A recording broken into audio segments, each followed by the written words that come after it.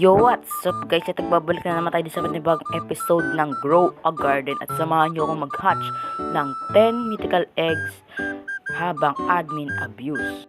So guys, nagtataka kayo bakit 10? Dahil binili ko po yung egg slot na yan sa kay Manong, yung sa Ascension. At ngayon guys, mag-update ang Grow a Garden at mawawala na yung sa gitna. Hindi ko na din alam kung mawawala din yung trading market or ililipat lang nila ng pwesto yung portal. Tapos guys, ang mga trader natin